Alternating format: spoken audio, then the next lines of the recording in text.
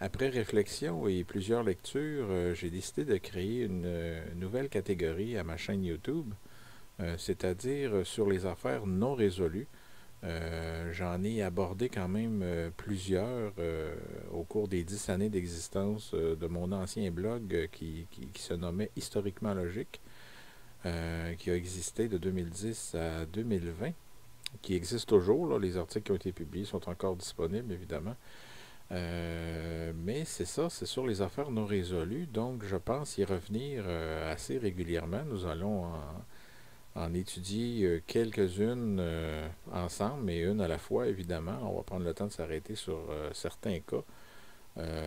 Parfois, c'est des cas un peu par hasard, qui n'ont pas nécessairement de particularité, mais qui méritent d'être mis de l'avant.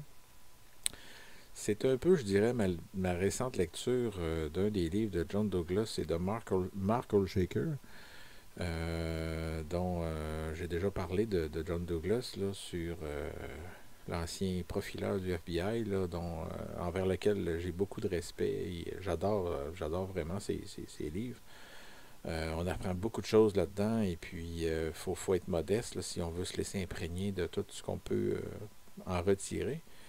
Euh, voilà, et son dernier livre, bon, je vais y revenir, justement, je vais en faire une balado un petit peu plus tard là, pour voir un peu l'ensemble de ce livre-là. C'est Les affaires non classées, qui a été publié en l'an 2000, dans lesquels il aborde, bon, plusieurs cas célèbres, dont Jack l'Éventreur, l'enlèvement du bébé de Lindbergh dans les années 30 et tout ça.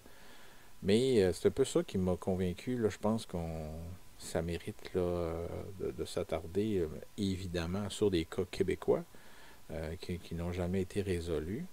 Je prétends pas, je le dis tout de suite, je ne suis pas enquêteur, je veux pas donner de faux espoirs. Justement, je veux apporter d'ailleurs quelques précisions là-dessus parce que, bon, on développe un œil critique avec le temps à force de jouer dans les dossiers judiciaires et j'ai vu beaucoup de choses, j'ai lu beaucoup de choses, je vais en lire encore aussi beaucoup, dont certains documentaires, même des balados aussi. Mais ici, je nommerai pas personne évidemment, mais ici, je veux être clair que j'ai aucune intention, aucune prétention de résoudre quoi que ce soit. Si je m'attarde à ça, c'est parce que ça fait partie du judiciaire. Mais je veux pas promettre là, dire ah bon en laissant entendre parce que certains documents, et quand je dis documents c'est très large là, ça peut être autant des livres, des balados, des documentaires et tout ça, même des articles de journaux, peu importe. Donc quand je dis documents, il y a certains documents parfois qui jouent un peu là-dessus, ce que je n'aime pas beaucoup parce qu'on peut laisser entendre que certains dossiers, après beaucoup d'années, peuvent être résolus, alors qu'en réalité, c'est très, écoutez, c'est très, très rare. Même John Douglas l'affirme lui-même, l'admet que, bon, tout de suite d'emblée, au lieu de faire languir les lecteurs, des choses comme un cas, par exemple, comme Jack l'Éventreur, qui sort des livres, on voit des livres, je dirais pas pratiquement à chaque année, mais à chaque décennie, un auteur qui prétend à un moment donné, qui sort de l'ombre, qui prétend avoir résolu le cas. C'est impossible. C'est vraiment impossible pour plusieurs raisons. Et si lui, qui a une expérience d'enquêteur et de profileur de plus de 25 ans, ben, je me dis que si lui le dit, je pense que c'est assez crédible. L'espoir, donc, s'il n'y a aucun espoir de résoudre ça, pourquoi le fait-on? C'est peut-être justement pour, à l'inverse, essayer d'éliminer certaines théories, par contre, tu sais, parfois certaines théories, même du complot, là, on a vu plein de choses avec Jack l'Éventreur, avec le bébé de Lindbergh, le Dahlia noir aussi. Bon, il faut juste être honnête, je pense, envers le public. Et bon, il y a même, j'ai entendu toutes sortes d'histoires d'horreur là, par rapport à ça. Là. Ceux qui s'intéressent, on s'en cachera pas. Il y en a que c'est juste les codes d'écoute qui veulent l'avoir avec ça. Donc les documents ne sont pas toujours professionnels. Et aussi, même s'il n'y a pas de mauvaise intention, je dirais que la façon dont certains documents sont présentés, c'est pas nécessairement l'idéal pour essayer de comprendre ou essayer même d'avoir un soupçon ou une prétention de vouloir résoudre quoi que ce soit. Parfois, les faits sont même pas présentés dans un ordre chronologique, ce qui est très important. Parce que, par exemple, l'ordre dans lequel certains éléments ou certaines preuves sont apparus, c'est très important. Des fois, ça détermine des, des, des, des, des lignes ou des pistes de solutions importantes. Dans mon dernier livre, d'ailleurs, sur Saute au cochon, c'est un point qui se démarque parce que certains détails sont apparus à des moments qui en dit long, qui en disent long là, sur la crédibilité de certains témoins. Donc, je voudrais éclaircir deux points principalement avant de s'attaquer au cours des semaines et des mois à venir à certains dossiers précis qui n'ont jamais été résolus au Québec.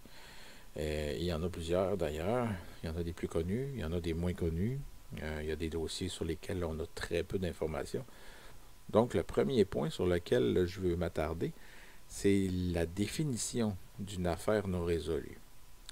Donc, ici, on va parler d'affaires non résolues, non pas de disparition. Je m'explique, parce que c'est important de s'expliquer, parce que certaines personnes ont de la difficulté encore à comprendre. Je m'en rends compte au quotidien ou ailleurs. Quelqu'un qui disparaît sans laisser de traces, on appelle ça une disparition. Ça paraît banal à l'expliquer. Là. Vous allez me dire, il est bien niaiseux, lui, mais bon, faut vraiment l'expliquer. C'est une disparition. Donc, on ne sait pas ce que la personne est devenue. Il n'y a aucun corps. On ne peut pas classer ça comme une affaire d'homicide. Donc, on n'en tiendra pas compte dans la chronique. Je vous donne un exemple. Quand Cédrica Provencher est disparue en 2007, c'était un cas de disparition. Évidemment, plus tard, on a appris que c'était un meurtre. On pouvait spéculer entre 2007 et 2015, on pouvait dire à peu près n'importe quoi, mais pour le public, c'était une disparition. Donc la police avait probablement des doutes qui ont été confirmés à la fin de l'année 2015 quand on a trouvé des ossements. Donc là, c'est devenu une affaire de meurtre. Donc, nous, on ne s'attardera pas au cas de disparition. Par contre, quand on trouve un corps, il faut savoir aussi, il faut avoir une preuve et un document officiel. Ici au Québec, la façon que ça fonctionne, généralement, ce qu'on va se servir, ça va être l'enquête du coroner pour déterminer s'il y a vraiment eu homicide. Il y a des cas, par exemple, qu'on a retrouvé le corps, même démembré ou dans une malle, dans une boîte. Donc, l'autre point important, c'est que pour déterminer que c'est une affaire non résolue, il faut évidemment une preuve comme quoi que c'est un homicide. Donc, généralement, on va voir, il y a peut-être des exceptions, mais on va le voir que généralement, ça prend un corps et un verdict du coroner. Bon, papier officiel, ici, de la façon au Québec que ça fonctionne, c'est avec un coroner. Et avec ça, là, on est en affaire. Par contre, il y a des dossiers que j'ai écartés, qu'on ne traitera pas, évidemment. C'est quand il y a un corps, par exemple, là, et que le coroner a été incapable de déterminer que c'était un meurtre. Parce qu'on peut retrouver un corps, c'est pas nécessairement un meurtre. Ça peut être un suicide, ça peut être une overdose, ça peut être plusieurs choses. Ça peut être accidentel aussi. Mais quand le coroner est incapable d'arriver à une conclusion éclairée, ben là, c'est ça, on ne peut pas l'exclure. Peut-être que ça ne fera pas l'affaire de tout le monde, mais bon, moi j'aime mieux me fier aux faits. On va s'attarder aux faits ici. Donc, c'est ça, une affaire non résolue. Mais il y a aussi deux sous-catégories que je pourrais dire à ça.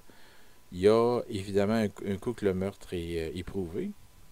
On a les dossiers résolus qui n'ont jamais abouti à des procédures judiciaires, donc on n'a jamais rien trouvé ou pas assez pour déposer des accusations contre qui que ce soit. Et il y a aussi l'autre sous-catégorie, c'est-à-dire qu'on a eu assez de preuves pour accuser quelqu'un, mais qu'au final, il a été acquitté. Donc, un verdict d'acquittement, généralement, ça reste officiellement que le dossier est non résolu parce qu'il n'y a pas eu de coupable. C'est sûr que la population, évidemment, va continuer à juger, va continuer à entretenir ses propres idées, ses propres choix dans ça. Ils vont dire, bon, ben oui, moi je t'assure que c'était lui quand même. Mais officiellement, avec un acquittement, le dossier reste non résolu. Il y en a eu plusieurs aussi dans l'histoire du Québec. Le dernier point que je souhaite clarifier, c'est évidemment l'accessibilité des documents ou la disponibilité des documents publics. Il faut... Vous allez entendre toutes sortes de choses là, dans les différents documents, comme je l'ai dit tantôt. Le public a droit à vraiment toutes sortes de niveaux de qualité, je dirais, dans le traitement des affaires non résolues. Mais pour être honnête, les documents auxquels on a accès, principalement dans les affaires non résolues, c'est l'enquête de coroner.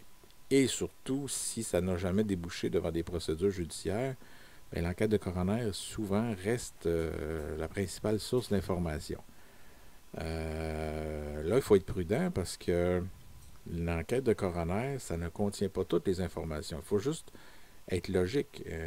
Quand on a accès, par exemple, à un dossier complet qui s'est, par exemple, terminé avec une condamnation, ben là, on a la coroner, on a le procès au complet, puis là, c'est là qu'on se rend compte que les informations dans l'enquête de coroner, généralement, sont minimes comparativement à tout le reste du dossier judiciaire.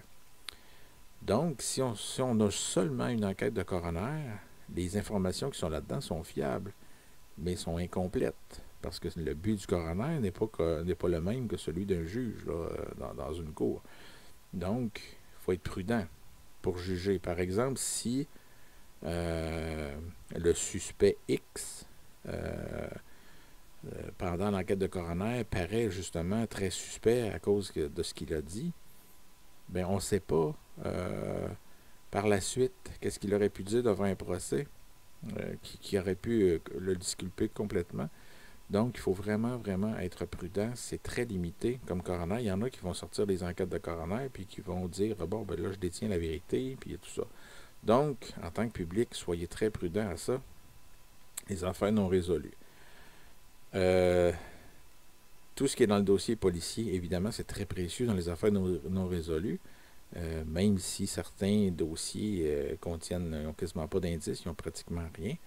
Mais il faut être conscient aussi qu'il n'y a personne qui a accès au dossier de police. Là. Ça, c'est scellé pendant 100 ans aux archives, d'abord auprès des policiers et ensuite aux archives nationales. Donc, ça aussi, il faut être prudent à ça parce que c'est un manque. Donc, il faut être conscient de tous les documents, dans le fond, qu'on n'a pas pour juger. C'est comme, on ne peut pas faire une enquête exhaustive documentaire sur une affaire non résolue parce qu'on n'a pas tout, justement. Il faut être honnête envers ça. Bon, vous me direz qu'on peut se tourner vers les journaux anciens, les médias, bon, ce qui est depuis l'an 2000 jusqu'à aujourd'hui à peu près, bon, c'est généralement disponible sur Internet, mais avant l'an 2000, il faut fouiller dans les vieux journaux et tout ça. Ça reste quand même accessible publiquement, mais les journaux aussi sont limités. Souvent, on va annoncer le meurtre, mais après ça, ça s'estompe rapidement, puis on n'a pas, on peut avoir certains détails, oui. Donc, c'est juste ça que je veux vous faire comprendre, c'est que quand on n'a pas accès à tout, parce que justement, l'affaire est incomplète. C'est une affaire non résolue, c'est une affaire incomplète. Donc, quand j'entends, moi, des gens qui ont déjà des idées, bon, qui savent à peu près, qui prétendent savoir ce que c'est, il faut vraiment être prudent, là. Puis, en plus que les éléments qu'on trouve quand c'est des affaires qui n'ont pas eu de procès, bien, on ne sait pas si on trouve un élément, si cet élément-là pourrait être admis devant un juge dans un procès. Donc, on ne sait pas l'importance. C'est pas au public de... Parce qu'il y en a plusieurs qui s'improvisent enquêteurs, là, et tout ça, là, même si on est enquêteur privé, journaliste ou quoi que ce soit, il faut vraiment être prudent face à ça. Parce que si on trouve un élément, peu importe lequel, ben on ne sait pas jusqu'à quel point. C'est pas au public de juger ça ou aux enquêteurs amateurs. Là. C'est pas à eux de juger de ça. Il faut laisser le système évaluer vraiment les bons éléments. Parce qu'il y a des éléments qui sont irrecevables là, en procès. Et il y en a qui ont, comme Douglas dit dans son livre, là, il y a certains éléments qui en valent plus que d'autres. Par exemple, si la couleur d'une voiture ou d'un pantalon est peut-être moins important qu'un ADN, là, tout dépendamment des circonstances du crime. Donc, j'espère que j'ai été clair là-dessus. Donc, premièrement, on va parler des affaires non résolues et non des disparitions. Et deuxièmement, il faut toujours garder à l'esprit, être conscient qu'on n'a pas tous les documents. Donc, on n'aura jamais de conclusion au fond. Il faut juste l'admettre parce que l'être humain, je pense, et moi le premier, a tendance à vouloir tout le temps trouver des réponses, tout ça. Mais il faut admettre que, je pense, la plupart du temps, on n'a pas de réponse. Il faut juste reconstituer du mieux possible les événements les plus solides. Et voilà. Donc, j'espère que vous allez apprécier cette catégorie. La prochaine balado, justement, on va revenir sur le livre de Douglas et de Olshaker, qui parle des affaires, de quelques affaires non résolues, principalement aux États-Unis, évidemment. Mais par la suite, on va en aborder qui se sont passés ici au Québec à différentes périodes, là, que ce soit des homicides récents ou plus anciens. Donc, on va essayer ensemble d'en discuter. Je sais que ça passionne les gens. Il y a toujours un volet mystère à ça, mais on va quand même essayer de garder les pieds sur terre et de rester collé le plus possible aux faits. Parce que c'est là que, bon, en gardant un petit espoir, peut-être, de découvrir autre chose, mais comme j'ai dit, il n'y a aucune promesse dans ça. On va juste revenir sur certaines affaires parce que ça mérite d'être remis des fois de l'avant. C'est souvent oublié. Déjà en général, l'histoire judiciaire est à mon avis, je suis là-dedans depuis 30 ans, est un peu, je dirais pas bafouée, mais ignorée ou boudée, snobée. Il y a beaucoup de documentaires, beaucoup de choses depuis une trentaine d'années, là, quand même, à la télé et tout ça. Mais traité de façon sérieuse, ça, c'est un petit peu plus rare. Je ne veux pas dénigrer certains documentaires. Il y en a quelques-uns qui sont très bons. Mais il y en a plusieurs aussi qui sont moins consciencieux. Et voilà. Donc, c'est pas une critique que je fais, c'est une constatation. Donc, il faut juste essayer d'être réaliste dans ça. L'histoire judiciaire mérite sa place, évidemment, puis mérite aussi qu'on la traite de façon professionnelle. Donc, je vous remercie, puis on se dit à la semaine prochaine pour la balado sur le livre des dossiers non résolus de Douglas et Olshaker. Merci beaucoup. Au revoir.